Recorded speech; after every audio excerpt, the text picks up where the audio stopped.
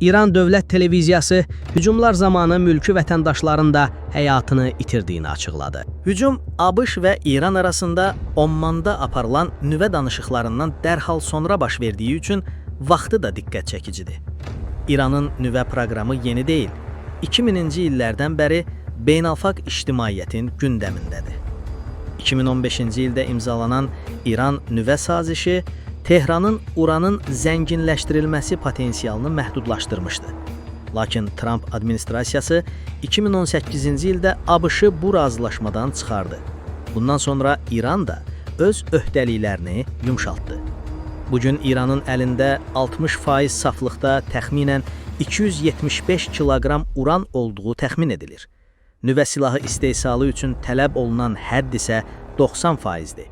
Yəni İran texniki olaraq bu nöqtəyə çox yaxındır. Tehran nüvə proqramının hərbi deyil, mülki məqsədlər üçün olduğunu bildirir.